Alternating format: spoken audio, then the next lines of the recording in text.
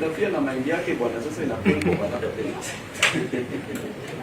My fellow citizens, let me start by expressing my heartfelt condolences to the families that have lost their loved ones these last few weeks.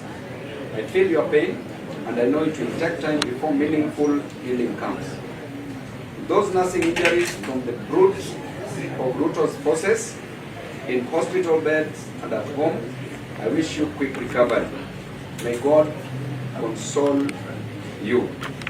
Kenyans, it is now exactly 1 month since the young people of Kenya came out in large numbers to assemble, demonstrate, picket, and petition their representatives to reject the Finance Bill 2024.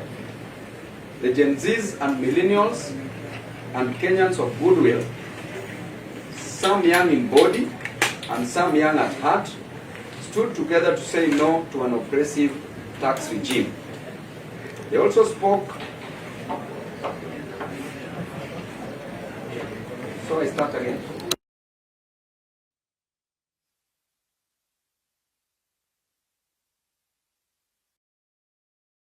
Okay, let me just start in 1 minute. Thank you. My fellow citizens, let me start by expressing my heartfelt condolences to the families that have lost their loved ones these last few weeks. I feel your pain, and I know it will take time before meaningful healing comes. To those nursing injuries from the brunt of Ruto's forces in hospital beds and at home, I wish you quick recovery. May God console you. Kenyans, it is now exactly 1 month since the young people of Kenya came out in large numbers to assemble, demonstrate, picket, and petition their representatives to reject the Finance Bill 2024. The Gen Zs and millennials and Kenyans of goodwill, some young in body and some young at heart, together stood together to say no to an oppressive tax regime. They also spoke unequivocally that they want a reformed government. Young people in Kenya are concerned about 1. Poor agriculture production, which threatens our food adequacy, safety, and security. 2. Parents, teachers, and learners alike are all confused by the CBC syllabus and transition. College and university education has been made too expensive, and young Kenyans are not joining while others are dropping from colleges. 3. Our healthcare is now completely broken, with NHIF looted and left incapable of meeting claims by hospitals, some of which have now been forced to close down. Our infrastructure is crumbling, roads are not maintained, our ports are being auctioned, and basic access to water and electricity is out of reach to many Kenyans. The business environment has been destroyed by bad government policy in sector after sector. Foreign direct investment has gone down, and we have seen investors running away to neighboring countries, leaving Kenyans jobless. The unemployment rate has skyrocketed, the cost of living has gone beyond the roof, and many Kenyans cannot afford a decent living. To make matters worse, a burdensome tax regime is squeezing every blood out of Kenyans, killing their businesses and making their products less competitive. Sensing individual and collective failure, the young people came out to demand that their president confront these challenges. Instead, what did the president do? For one, he used goons and criminals to infiltrate peaceful demonstrations to get reasons to unleash violence against Kenyans. He used the police to unleash terror on young people. Resorted to abductions, forced disappearance, torture, killings, and mutilation of bodies of the Kenyan children. President hoodwinked us by withdrawing the finance bill, but continued to implement its draconian provisions. He deceitfully dissolved his cabinet on grounds of incompetence, only to reappoint the same crooks.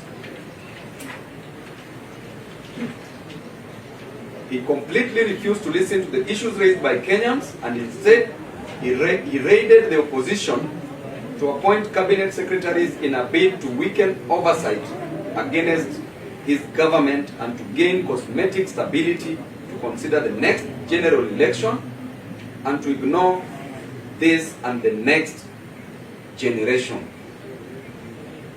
No Gen Zs were nominated in this cabinet, no gender rule considered, thereby discriminating on women. Persons with disabilities were not considered. The only disabilities which were considered were mental disabilities, which were considered in the current cabinet.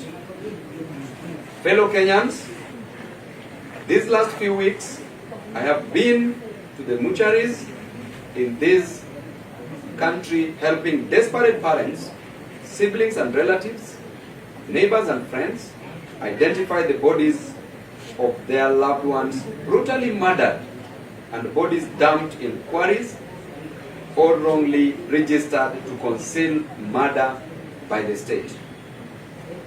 I have stood by parents and communities burying young Kenyans killed by President Ruto and his rogue policemen, following insane commands of people we put in office to secure our lives.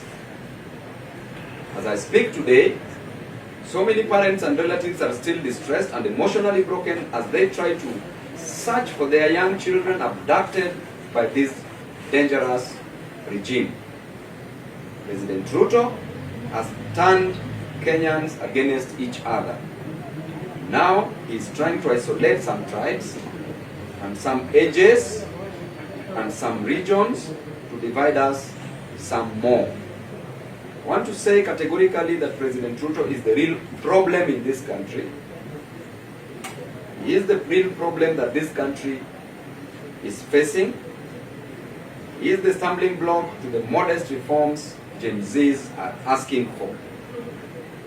Carrying power in a cosmetic overhaul, we demand from Ruto these bare minimums.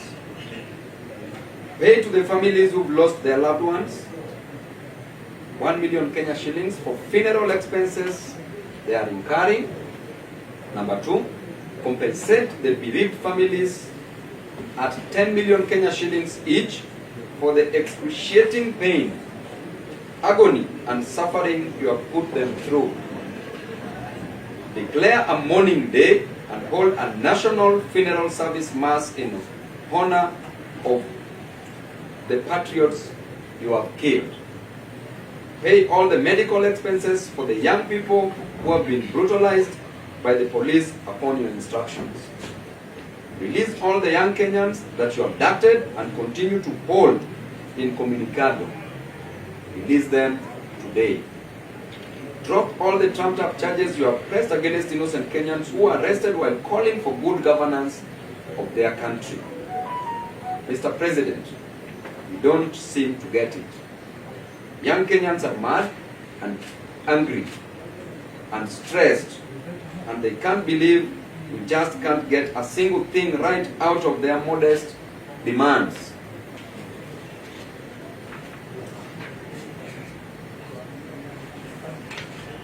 Kenyans want, number 1, a competent government capable of getting things done. They want government positions to be well thought out, well structured, and staffed with public-minded, based on meritocracy, not kakistocracy, qualified citizens committed, who are committed to a common good. We want you to address the rampant looting of public resources. We want you to stop interfering in the running of state departments. Give the bureaucracy space to do what they should do. You don't know it all, and you cannot do it all. But as we ask you to do this, just know that the young people of this country are not afraid of you. We don't fear you. We expect you to serve us. Remember, the most important office in a democracy is the citizen. We, the people, can choose to exercise our sovereign power directly. May God bless you. May God remember our country, Kenya. Thank you, and God bless you. Any question, omission?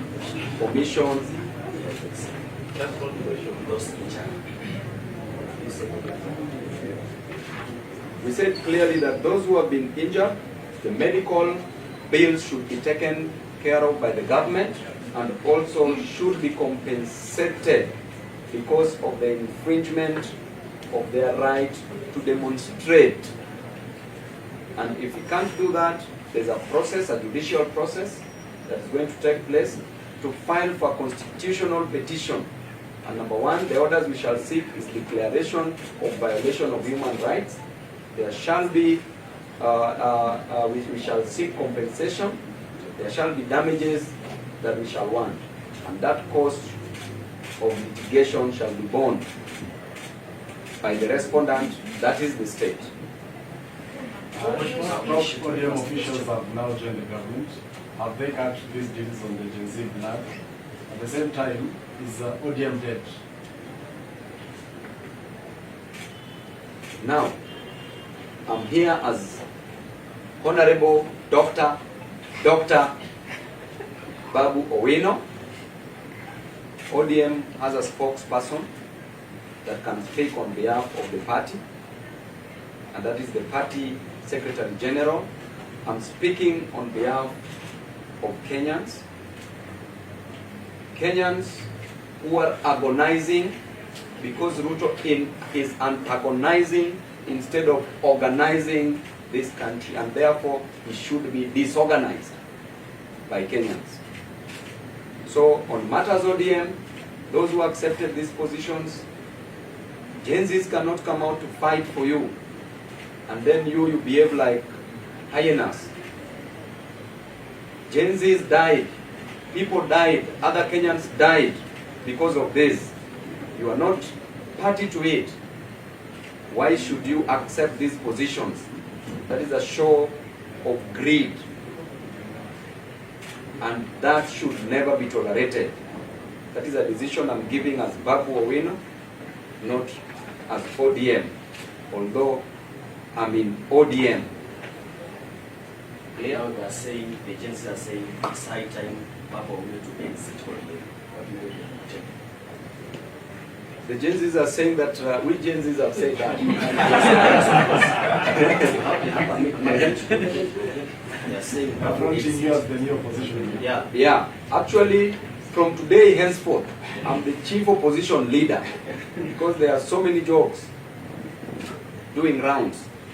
There are so many people who are in the opposition, who are now in bed with the government.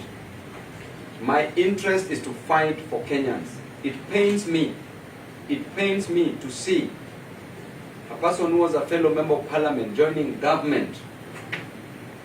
And it pains me to look back in Soweto slums, Kibra slums, to look back in Central Region, Nyanza Coast and everywhere else, to see that child who has been sent away because he lacks only 5,000 to pay for their schooling in a secondary school. Sent because of 5,000.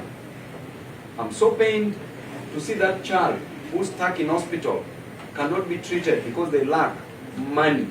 Even money for x-ray, that is around only 2,500. If you can't afford it, then you can't even be x-rayed. I'm so pained to see our young men and women moving around without jobs, seeing a boda rider in the sun from morning to evening, only gaining 50 shillings to 100 shillings in a day, seeing a mama mboga, selling omena, only to get 50 Kenya shillings, 50 to 100 How will this parent collect this money to reach 300,000 Kenya shillings that Ruto wants in a university? So pained to see our children, our students who finished high school, are waiting to join university, cannot join because they can't afford it. Some people are dropping out because they can't afford it. Yet, we are encouraging patrimonialism, we are encouraging corruption, we are encouraging favoritism, we are encouraging mediocrity, we are encouraging kakistocracy. What are we doing as a nation? Mr. President, you fight on grounds that you are selling eggs, and on the grounds that you are selling chicken. You should know better what a hustler feels. It is because of education that made you live in State House today. Were it not for education, you would have never come to Nairobi. The same education you are denying to our children, to our brothers and sisters. You've forgotten the hustlers. You are no longer the hustler who used to preach the hustler narrative. What happened to you? Instead of just giving direct orders, instead of just employing people who are merit-based, who are capable of delivering services, because you have the resources, you borrowed enough money, we've never seen any single project done, completed, from the time you got in. What is happening with you? Instead, you are turning your back against, you are turning your back on your people. There can never be a government without a population that you are killing now. And this was a decision that was made during the Montevideo conference, that the characteristics of a state, number one, there must be a definite population. Why are you killing the population? What will you have to govern? Do you think the new face of cabinet appointed by President Ruto meets the demands of Gen Z?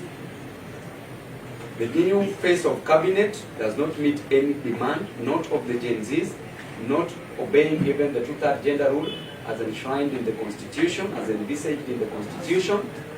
It goes against the tenets of the apex of the law, clearly. And I told you, even persons with disabilities are not considered. The only disability that President has considered is mental disabilities that he has decided to nominate in the cabinet. We want other persons with disabilities to be considered within the cabinet. Mheshimiwa Daktari, if President Ruto sends wishes to give you the remaining question, one of the two questions to send Kenyans and you, are you going to do? I cannot accept any position from President Ruto. No, thank you. And that is a fruit from a poisoned tree. The fruit is poisonous and harmful and dangerous. In terms of oversight, you have put a spirited fight to take over the park chair. Now the park chair is the Treasury say to become whatever the Parliament approves. So are you also keen to take over specifically in that position for oversight? Going by the doctrine of separation of powers, checks and balances, as was opined by Charles Louis, the Secondant, de Montesquieu, de Baron, that our work is to provide oversight roles. I wanted to be the park chairman then. Now I'm overqualified to be a park chairman. And I say no, thank you.